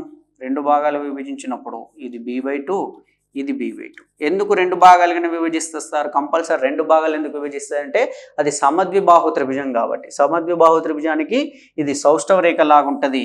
ఇది కంపల్సరీ 90 degrees తోటి దీన్ని 2 భాగాలు చేస్తుంది. ఇది b/2, ఇది b/2. ఇప్పుడు ఈ పార్ట్ని గమనించండి. ఈ పార్ట్ని గమనిస్తే ఇది a, ఇది h, ఇది b/2. దీని నుండి కర్ణం మీది వర్గం అంటే a² = h² + b² / 4 అంటే b/2 హోల్ స్క్వేర్ చేస్తాం. ఇప్పుడు మనకి h కావాలి కాబట్టి h² = a² - b² / 4. Then h² = 4 it common తీస్తే 4a² - b² / 4. అదే h కావాలంటే h = √4a² - b² / 4 అండి. అప్పుడు చూడండి h = ఏమని రాయొచ్చు? √1/4 అంటే 1/2 √4a² - b² అంటే సమద్విబాహు త్రిభుజం యొక్క ఎత్తు 1/2 √4a² - b². ఇక్కడ ఏబీలు అనేటువంటివి సమానంగా ఉన్నటువంటి భుజాల పొడవు ఏ, సమానంగా లేనటువంటి భుజం యొక్క పొడవు బి. ఇది ఎత్తు కనుక్కోవడానికి, దీని నుండి దీని యొక్క వైశాల్యం కనుక్కోవడానికి, వైశాల్యం ఏరియా కనుక్కోవడానికి 1/2 భూమి, భూమి అంటే బి ఇంటూ ఎత్తు అంటే 1/2 √4a² - b². రైట్. ఇది 1/2 × 1/2 1/4 ఇంటూ బి √4a² - b². దీన్నే b/4 √4a² - b² అని రాసుకోవచ్చు అండి. అంటే ఇదేంది? దీని యొక్క వైశాల్యానికి సూత్రం. రైట్. సమబాహు త్రిభుజం యొక్క ఎత్తు 1/2 √4a² - b², వైశాల్యం b/4 × √4a² - b². అంటే మనకి ఎగ్జామినరు సమబాహు త్రిభుజంలోని భుజాల కొలతలు ఇచ్చిండు అనుకోండి. భుజం యొక్క కొలత ఇచ్చి హైట్ని ఈ విధంగా కనుక్కొనొచ్చు, భుజం యొక్క కొలత ఇచ్చినప్పుడు వైశాల్యాన్ని ఆ విధంగా కనుక్కొనొచ్చు. మరి ఎగ్జామినర్ ఇచ్చిన దాని ప్రకారం దీని యొక్క చుట్టుకొలత, సమద్విబాహు త్రిభుజం యొక్క చుట్టుకొలత ఆల్రెడీ చెప్పుకున్నాం, 2a + b అవుతుంది. ఇది కూడా గుర్తుపెట్టుకోవాలి, 2a + b. ఎందుకు? ఇది సమానం, ఇది సమానం, ఇది వేరుగా ఉంటుంది, 2a + b. అదే సమబాహు త్రిభుజం అయితే 3a అని రాసుకున్నాం, 3 భుజాలు సమానంగా ఉంటాయి కాబట్టి. ఇది 2 భుజాలు సమానంగా ఉంటాయి కాబట్టి 2a + b. దీని యొక్క హైటు, దీని యొక్క ఏరియా కనుక్కోవడానికి ఫార్ములాస్ అవి. మరి సమద్విబాహు త్రిభుజానికి సంబంధించి గతంలో ఒక ప్రశ్న వచ్చిందండి. ఏమని అడిగిందంటే ఒక సమద్విబాహు త్రిభుజంలో సమానంగా లేనటువంటి భుజం యొక్క పొడవు 12 సెంటీమీటర్లు మరియు దాని యొక్క చుట్టుకొలత 32 సెంటీమీటర్లు అయినా ఆ సమద్విబాహు త్రిభుజం యొక్క వైశాల్యం ఎంత అని అడిగిండు. సమద్విబాహు త్రిభుజంలో సమానంగా లేనటువంటి భుజం యొక్క పొడవు 12 సెంటీమీటర్లు అయినప్పుడు ఈ 12 సెంటీమీటర్లని తీసేస్తే మనకి 20 సెంటీమీటర్లు రావాలి. 20 సెంటీమీటర్లని 2 సమానంగా ఉండాలి కాబట్టి ఇది 10, ఇది 10. అప్పుడు సేమ్ దీన్ని ఇట్లా గీసుకుంటే దీన్ని 6గా డివైడ్ చేసుకోవచ్చు. ఇప్పుడు చూడండి, మనకి ఈ రకమైనటువంటి త్రిభుజం వచ్చింది, లంబకోణ త్రిభుజం. దీంట్లో దీని కొలత 6 ఉంది, దీని కొలత 10 ఉంది. మనకు ట్రిప్లెట్ తెలుసు, 3, 4, 5 ఆల్రెడీ గత క్లాస్లోనే చెప్పుకున్నాం. దీన్ని 6 రావాలి, 10 రావాలి, డబుల్ చేసిండు, ఇది 10. ఇప్పుడు 4 డబుల్ చేస్తే 8, అంటే దీని హైట్ 8 ఉంటుంది. దీని నుంచి డైరెక్ట్ దీని హైట్ 8 ఉన్నప్పుడు మనం 2 రకాలుగా కనుక్కొనొచ్చు, ఆ విధంగా కనుక్కొనొచ్చు, డైరెక్ట్ కూడా. దీనిది ఈ త్రిభుజందే చూడండి, 1/2 భూమి అంటే ఎత్తు కదా. అప్పుడు 1/2 భూమి అంటే 6, ఎత్తు అంటే 8, 6 × 8, 2 3 24.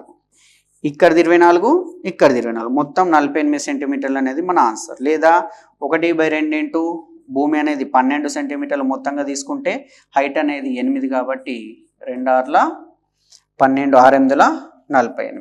48 సెంటీమీటర్లు అనేది ఆ ప్రశ్నకు ఆన్సర్ అవుతుంది. అంటే మనకు ఒక కాన్సెప్ట్ అనేది తెలుస్తుంది. ఇప్పుడు ఇక్కడ చూడండి, మనం భుజాలని కనుక్కున్నాం కానీ ఈ సూత్రాలలో ప్రతిక్షేపించకుండా మనకు ఆన్సర్ వచ్చింది. ఎందుకు?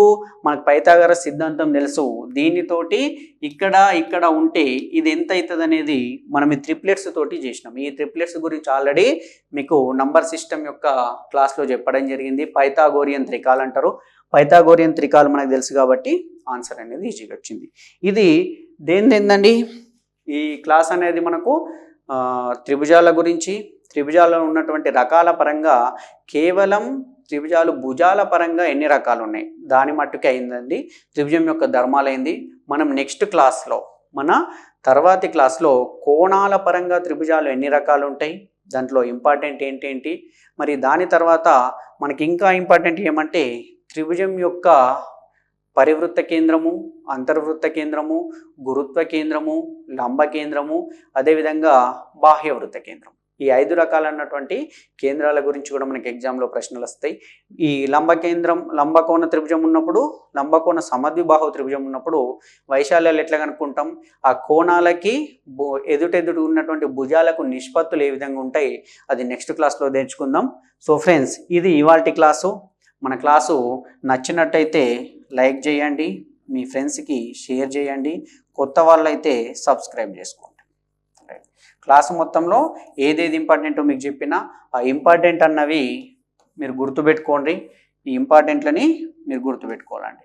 Right, very good. Okay friends, మీ అందరికి కూడా ఆల్ ది బెస్ట్. మన నెక్స్ట్ క్లాస్లో మిగతా టాపిక్స్ గురించి చర్చించుకుందాం.